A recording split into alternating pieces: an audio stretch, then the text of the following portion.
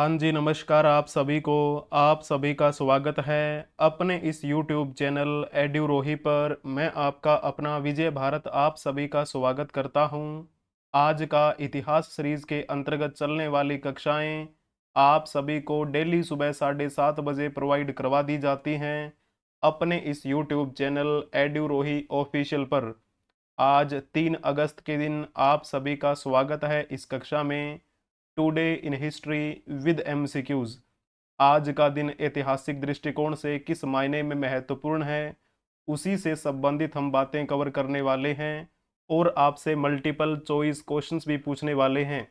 ऐसे multiple choice questions जो पहले कभी आपके एग्जाम्स में पूछे गए हैं या फिर आपके आने वाले एग्जाम्स के लिए जो इम्पोर्टेंट हो सकते हैं। ये आपकी कक्षा हफ्ते के 7 दिन होती है, एवरी डे होती है। अगर आपको ये कक्षा पसंद आ जाए तो कक्षा को लाइक कर दीजिएगा, अपने दोस्तों के साथ इसे शेयर भी कर दीजिएगा। अगर आपने अभी तक इस YouTube चैनल को सब्सक्राइब नहीं किया है तो सब्सक्राइब कर लीजिए, बेल आइकन बटन को भी प्रेस कर लीजिए ताकि समय से पहले आपको इस कक्षा की नोटिफिकेशन मिलती रहे। तो चलिए जी, आप सभी का स्वागत है इस कक्षा में और हम शुरुआत करते हैं।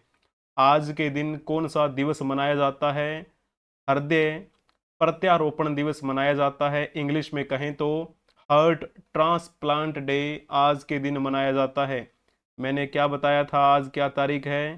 3 अगस्त। तो 3 अगस्त के दिन ये मनाया जाता है हृदय प्रत्यारोपण दिवस। भारत में मनाया जाता है। और इस समय अगर हम दुनिया भर की बात करें तो दुनिया भर में कई ऐसे आपको एग्जाम्पल मिल जाएंगे जहां पर हार्ट को ट्रांसप्लांट किया गया है ना। और सबसे ज़्यादा जो इस मुद्दों की बात करें, हार्ट ट्रांसप्लांटेशन की बात करें, तो ये अमेरिका में आपको देखने को मिलेंगे।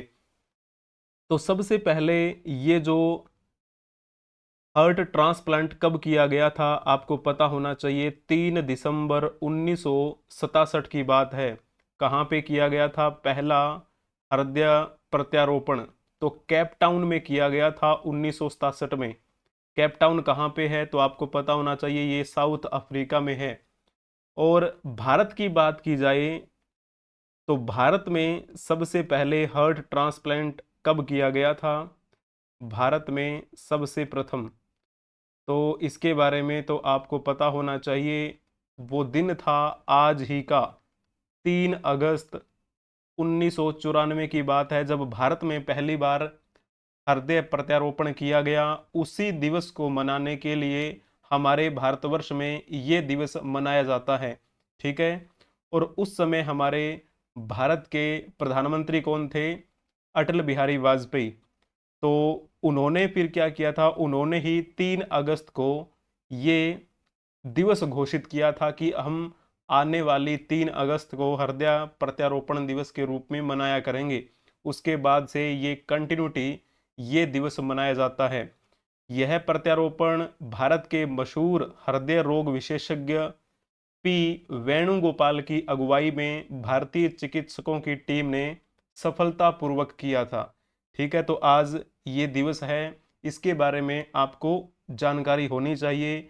आप और भी ज़्यादा जानकारी इसके बारे में जुटा सकते हैं। तो अब हम चलते हैं आज के दिन जिनका जन्मदिन है, जिन्होंने हमारे भारतवर्ष के लिए कुछ न कुछ बेहतरीन कार्य किए हैं, तो हम बात करेंगे उनके बारे में। ये चेहरा आपने जरूर देखा होगा, इनका नाम है सुनील छेत्री। किसी भी पहचान का मोहताज नहीं है ये चेहरा।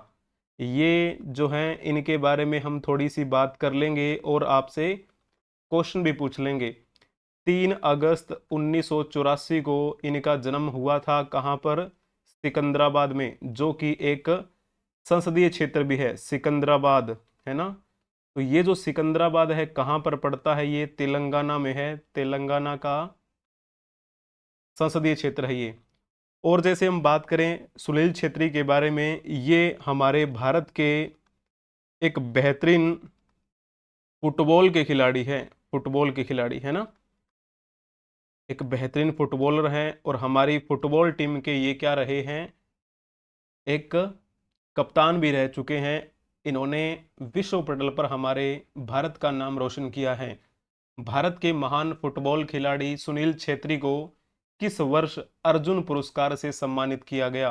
तो जल्दी से आप बताने का प्रयास करेंगे कौन सा इसमें ऑप्शन ठीक रहेगा। अगर इसमें आपने लिखा होगा 2011 तो आपने बखूबी अच्छा जवाब दिया है। सुनील छेत्री के बारे में थोड़ी सी अगर हम बात करें तो भारतीय फुटबॉल टीम के अब तक के सबसे ज्यादा गोल करने वाले खिलाड़ी हैं ये सुनील छेत्री। और भारतीय टीम के कप्तान तो रह ही चुके हैं और बेहतरीन खिलाड़ी माने जाते रहे हैं।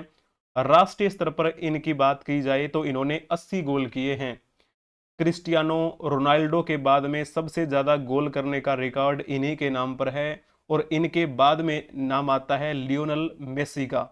लेकिन हम सुनील छेत्री को बहुत कम जानते हैं। जो जानते हैं उनके लिए तो बहुत बढ़िया बात है, अच्छी बात है। हमें अपना जो भारत का टैलेंट है उन्हें आगे बढ़ाना भी चाहिए, है ना। तो अंतर्राष्ट्रीय गोल करने में भी इनका क्या है, टॉप 3 में नाम आता है, ऐसा आप मान के चलिए। ठीक है, इनके पिता आर्मी मैन थे और उसी वजह से इनका जो आना जाना लगा रहता था, जहां पर इनके पापा की ड्यूटी बदलती रहती थी। इनकी माँ सुशीला नाम है इनकी माँ का, जो कि नेपाल की राष्ट्रीय फुटबॉल टीम के लिए खेल चुकी हैं। ठीक है, तो इस प्रकार आपको इनके बारे में बातें ध्यान में रखनी है। अभी हमारा जो एक आप कह सकते हैं ओलंपिक में 3 मेडल अभी आए हैं, उन मेडल्स को लेकर भी इनका जो एक बयान आपको सुनने को मिला होगा। इन्होंने इस बात के बारे में बताया था कि भारत ओलंपिक खेलों में ज़्यादा मेडल क्यों नहीं जीत पाता है। इसके पीछे के कारण इन्होंने अपने तरीके से बताए थे।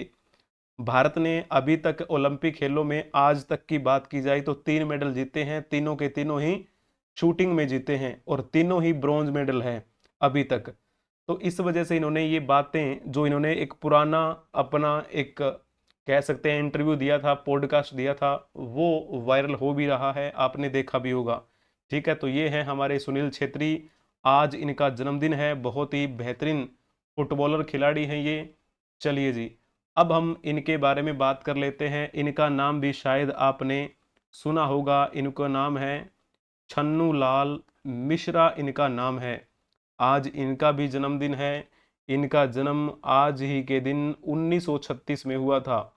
1936 में कहाँ पर हुआ था? आजमगढ़ में। और ये जो आजमगढ़ का एरिया है कहाँ पर पड़ता है तो आपको पता होना चाहिए, ये तो उत्तर प्रदेश का एरिया है। ठीक है, तो जैसे आपसे पूछा जाए कि ये किस कला के लिए बेहतरीन जाने जाते हैं, तो संगीत कला के लिए ये जाने जाते हैं। अब यहाँ पर फोटो भी आप देख पा रहे होंगे, इनके पहनावे को देखकर आप ये अंदाजा लगा सकते हैं ये संगीत से संबंधित हैं। और कैसा संगीत? शास्त्रीय संगीत। एक शास्त्रीय गायक हैं ये पंडित छन्नू लाल मिश्र। अगर आपसे पूछा जाए कि ये किस राज्य से संबंधित हैं तो आपको पता होना चाहिए ये उत्तर प्रदेश राज्य से संबंधित हैं। इनका जन्म आजमगढ़ उत्तर प्रदेश में हुआ था। इनको भारत सरकार ने इनकी जो उपलब्धियां हैं उनको ध्यान में रखते हुए पद्म भूषण से सम्मानित किया था 2010 में। और उससे पहले भी इनको एक पुरस्कार मिला था, संगीत नाटक अकादमी का पुरस्कार। संगीत नाटक अकादमी पुरस्कार इनको कब मिला? तो फिर आप क्या नाम लिखेंगे? तो आप इसमें लिख देना 2000। ठीक है, तो इस प्रकार आपको इनके बारे में जानकारी होनी चाहिए। शास्त्रीय की बात करें तो ये शास्त्रीय भी कौन सा? हिंदुस्तानी शास्त्रीय संगीत के ये बेहतरीन आप कह सकते हैं गायक माने जाते हैं। ठीक है ना। चलिए, और ज़्यादा जानकारी इनके बारे में आप पढ़ सकते हैं। इनके दादा महाराजा शांता प्रसाद, वो भी इसी गायन या फिर आप कह सकते हैं वादन से संबंधित थे। हालांकि वो एक प्रसिद्ध तबला वादक थे। ठीक है, इनके दादाजी महाराजा शांता प्रसाद। आज इनका जन्मदिन है, बहुत बहुत बधाई हो। चलिए जी, अब हम इनके बारे में भी जान लेते हैं। इनका नाम शायद आपने सुना होगा, इनका नाम है लवली चौबे। लवली चौबे, इनका जन्म आज ही के दिन हुआ था 3 अगस्त 1980 में। कहाँ पर इनका जन्म हुआ? रांची में। और ये तो रांची आपको पता है झारखंड की राजधानी है। तो वहीं पर इनका जन्म हुआ था 1980 में।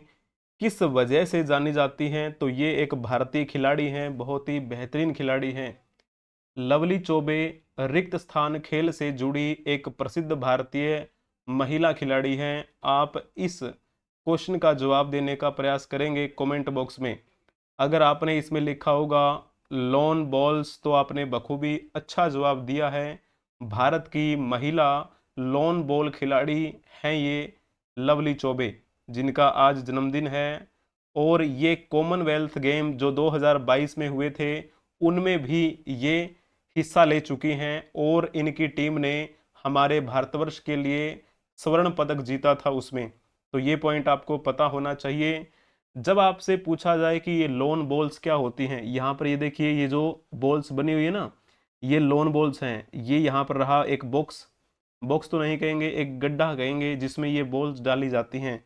तो इस खेल में हमारे भारतीय महिला लोन बॉल टीम ने 2022 के कॉमनवेल्थ गेम में गोल्ड मेडल जीता था। ठीक है ना, तो ये पॉइंट आपको ध्यान में रखना चाहिए। आज इनका जन्मदिन है, इनको बहुत बहुत बधाई हो। तो चलिए अब हम नेक्स्ट बात कर लेते हैं इनके बारे में भी।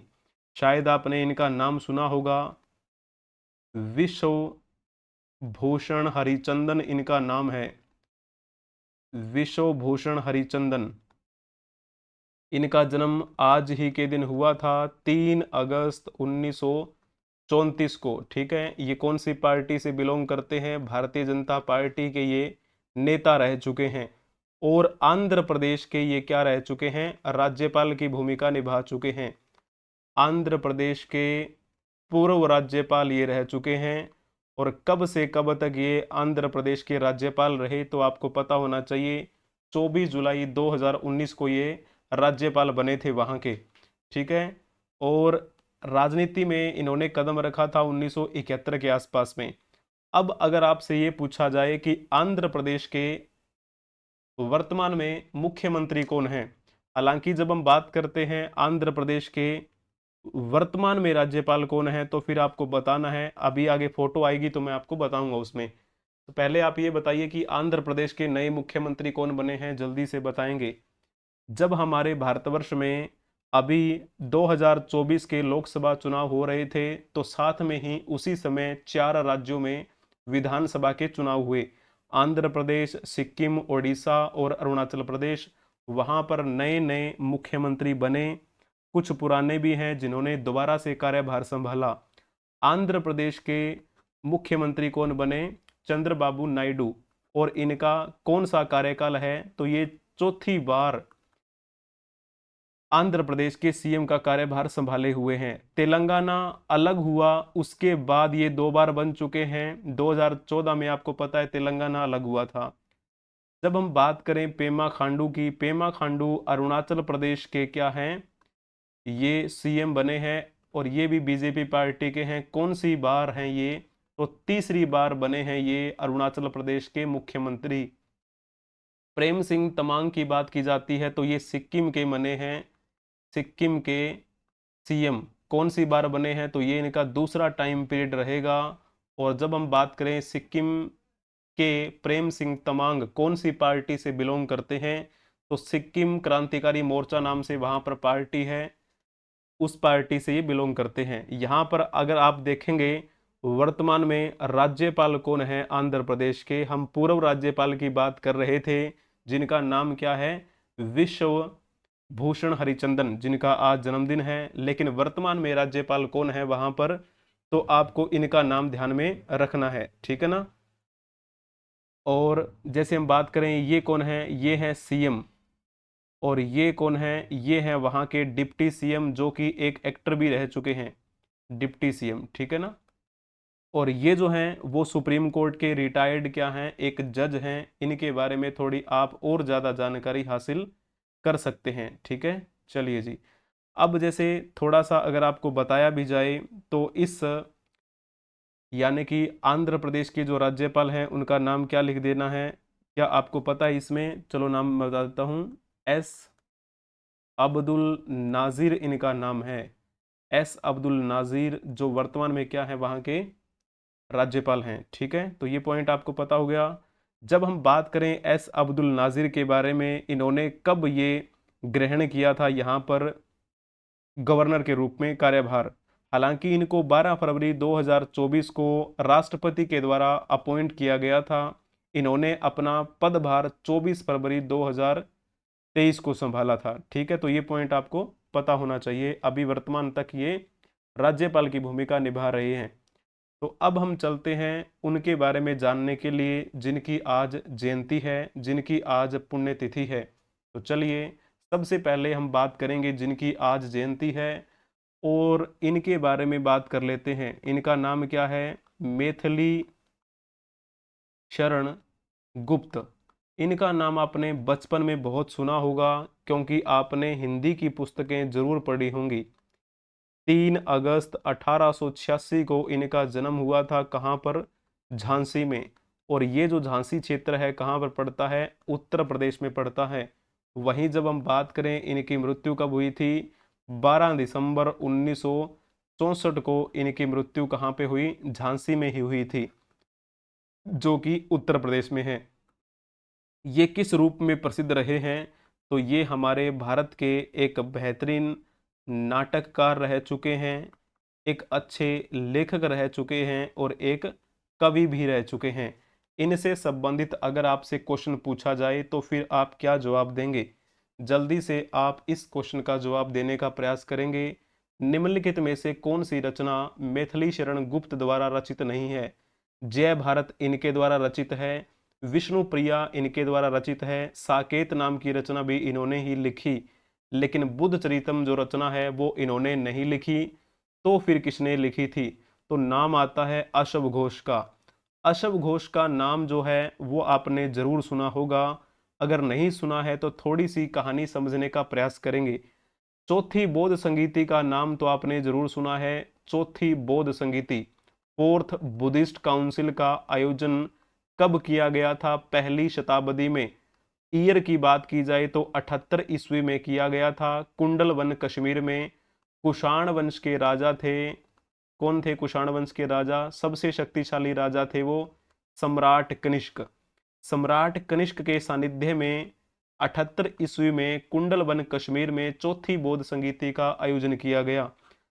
और 78 ईस्वी में कई बातें हुई थी, आपको ध्यान में रखना है। 78 ईस्वी में सम्राट कनिष्क का राज्याभिषेक किया गया। 78 ईस्वी में इन्होंने क्या किया था? 78 ईस्वी में ही साथ में यहाँ पर जैसे आप मान के चलेंगे कि ये चौथी बौद्ध संगीति का आयोजन हो गया, और साथ में ही इन्होंने शक संवत की शुरुआत भी की थी। शक संवत की शुरुआत। अभी जैसे अगर हम बात करें इस चौथी बौद्ध संगीति के बारे में, तो चौथी बौद्ध संगीति में अध्यक्ष की भूमिका कौन निभा रहे थे? तो आपको नाम पता होना चाहिए। नाम आता है वसुमित्र का। वसुमित्र भी अच्छे लेखक थे।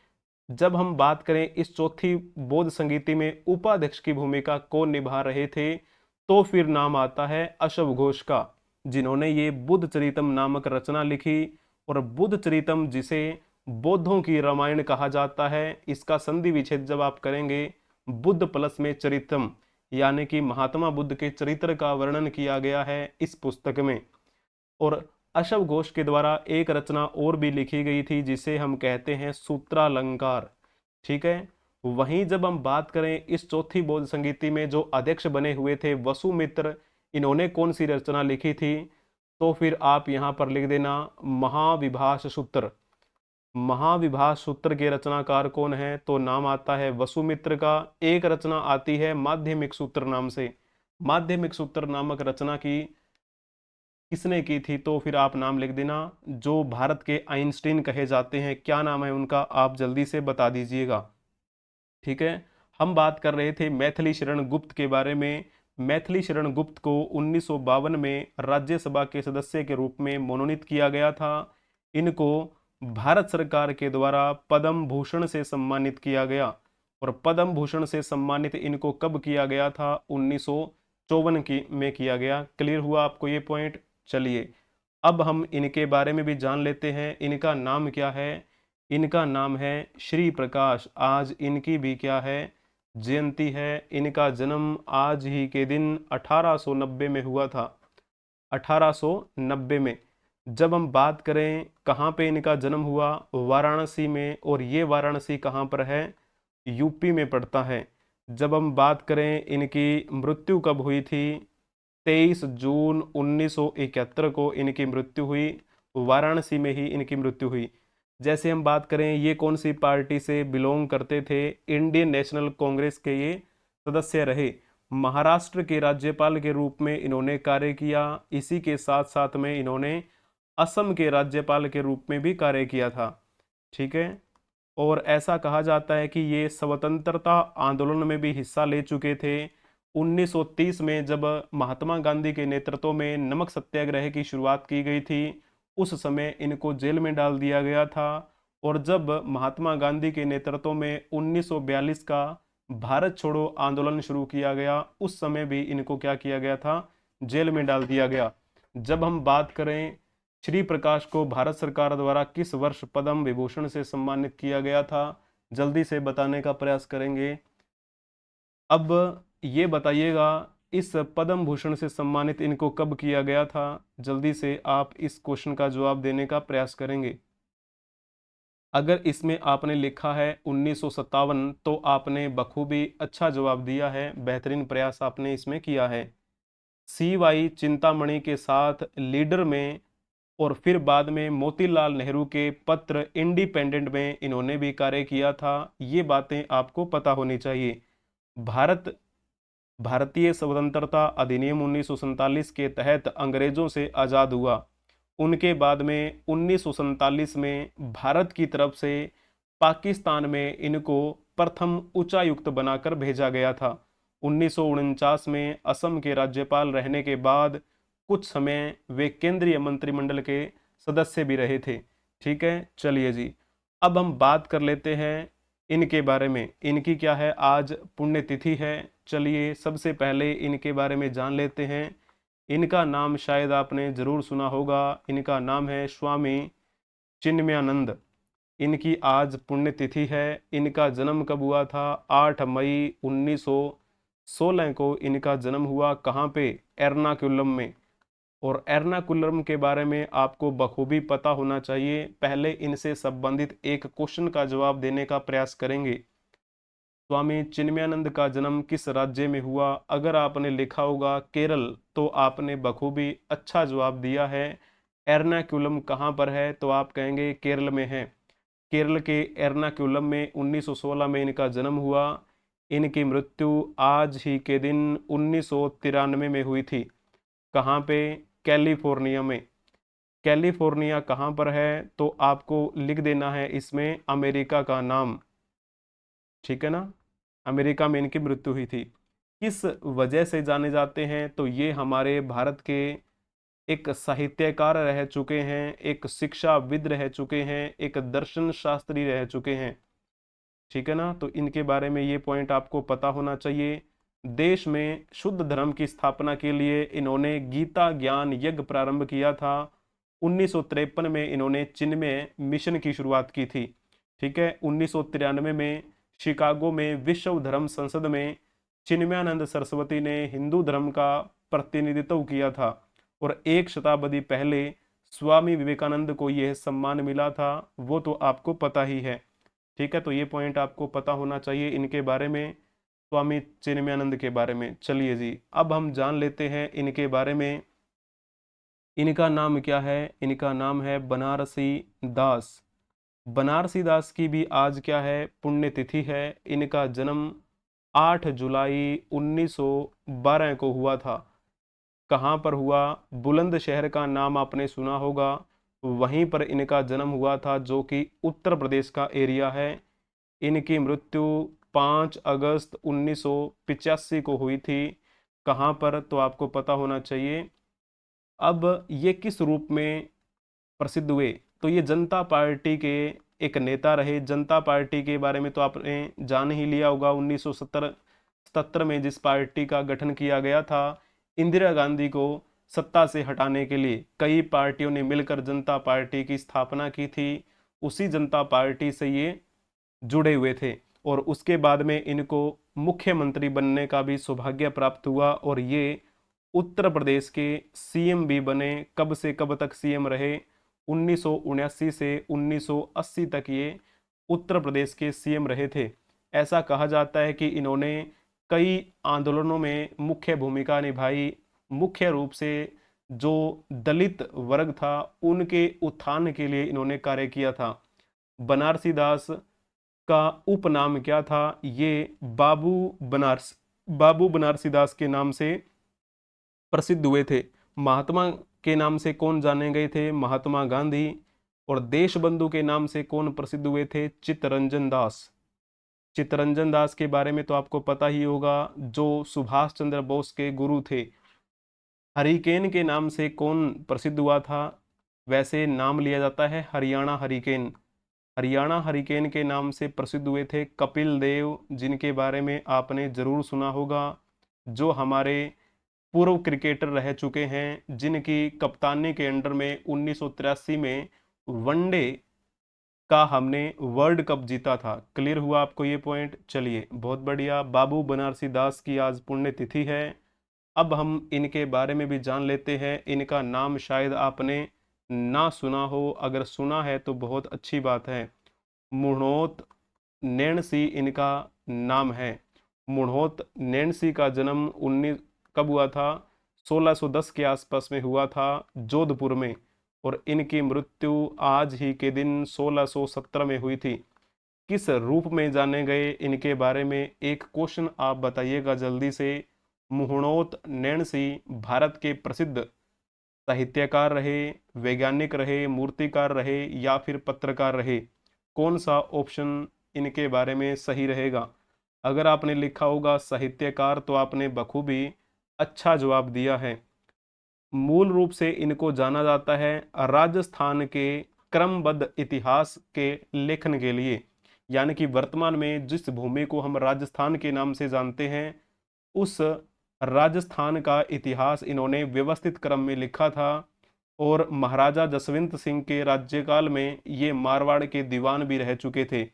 भारत के उन क्षेत्रों का इन्होंने वर्णन किया जो आज वर्तमान में राजस्थान की आप कह सकते हैं दृष्टि से जाना जाता है। इनकी कई रचनाएं भी है। एक रचना इनकी आती है मारवाड़ रा और परगना रिविगत नैण सी रिख्यात, इस प्रकार से जो इन्होंने रचनाएं लिखी हैं।